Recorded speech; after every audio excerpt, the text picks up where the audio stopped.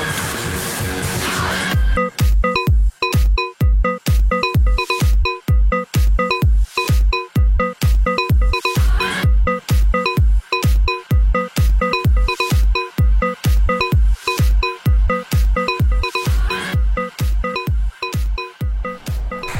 so we're here with Eva, aka DJ Bambi. How are you today? Good. Long day. So, Miami Music Week 2013, we're finally here. Any initial thoughts and reactions? Like, how you feeling right now? This is my first time playing here. My first time in Ultra. So it's a little hectic. There's like a lot of changes. A lot of people I know as well. So it's just like seeing a lot of familiar faces from all over the industry. It's pretty cool. You know, it's pretty well known that you're going to be performing amongst Afrojack and Freddie McGrand. I mean, that must be really exciting. Yeah, it was really cool. I was happy. They added me in a little bit later. I didn't know anything about it, and then they just called me. And did that come as like a shock to you, or did you like expect it? No, not. I mean, it's been going really well, but I didn't think I'd be playing yet at Ultra, and I guess I'm ready. Quite a pleasant surprise, I guess, right? Can you just maybe enlighten us on some of your influences? I think like when I first started, people like Tiesto, like the guys that have been playing for forever.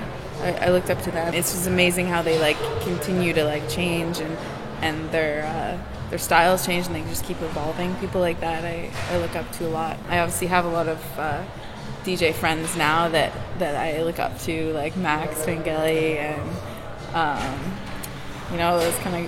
those guys are really, really great, talented. Can you tell our viewers what the moniker is from, DJ Bambi? How did you come up with that? Well, it wasn't really me, actually. When I was modeling, I was trying to separate the two because I was actually DJing before I was modeling. I wanted like a different, separate identity, and a friend of mine was like, "Well, you look like Bambi." So people just started calling me Bambi, and then now they call me like Bams and B and all that stuff. There's a lot of people in the beginning that were like, you should go under your real name because it's really cool, but it kind of like it wasn't really my choice. I don't know, people like they didn't really know my actual name anymore. So I was like, okay, people like it. And it's fun too because people do like ears and stuff. Like when I'm DJing, like I'll see people and they'll make their own ears or like do something related. Like the dancers will have like Bambi costumes or something. So I like it now. Yeah. So do you find that with, juggling modeling and DJing, do you ever find that you're spreading yourself too thin and like you can't focus on one or the other? Well, I sort of stopped modeling, like the daily sort of modeling stuff I don't do anymore.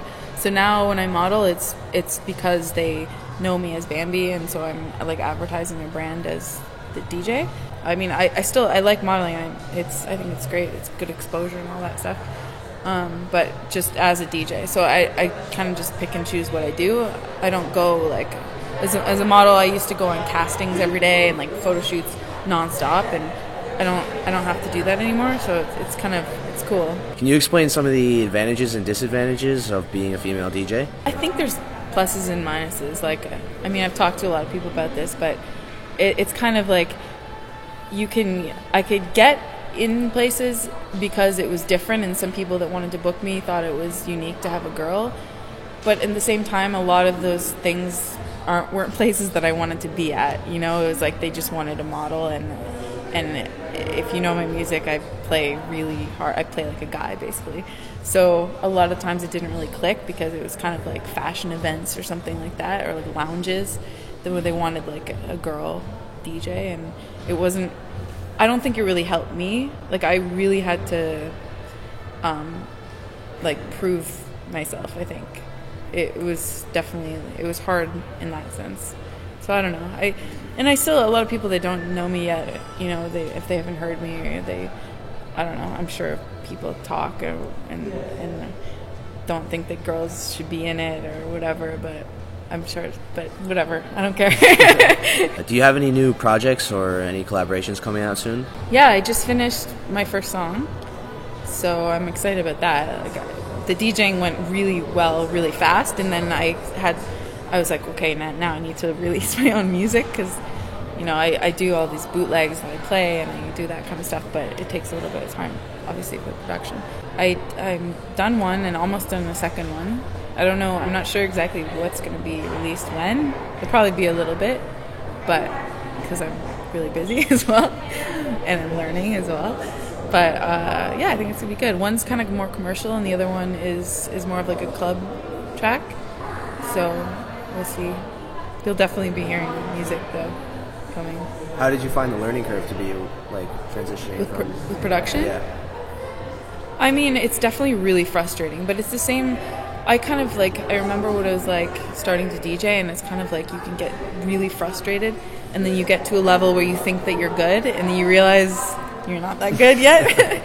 And then, so I kind of like, I've been producing for a year, but I haven't, like, I wanted to make sure that it was like proper, and I want it to be really good. I don't want to release something that's just shit, that like, and that I'm going to put my name on. It's got to be really good. So it's definitely, I mean, production's really hard. There's a lot of stuff that goes into it. Do you have any tips for any aspiring producers? Yeah, I mean, I think that, I mean, I started DJing first, but a lot of people think that you should start producing first because that like the production is how you really get to like to the next level. But I don't know. I mean, I think that whatever way that you get into it is the way that you get into it, and whether you start DJing or producing first, as long as you're like 100% into it and you spend all of your free time doing it, you can't really. It's hard to multitask. Like if you have another job or whatever, it's really hard to do both, and you have to like realize that you're gonna suck for a while, and that's like anything.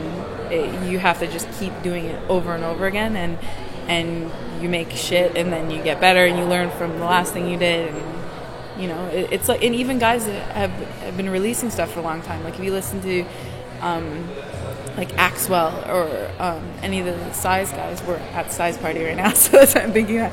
But like if you hear their first stuff, it's not, I mean, it's good, obviously it's really good, but there's things with the production that they haven't learned yet that you can hear later. So it's just it's a long thing, but all right, get there. The last question we have for you is a little off topic, but you're from Toronto, is that correct? Yeah.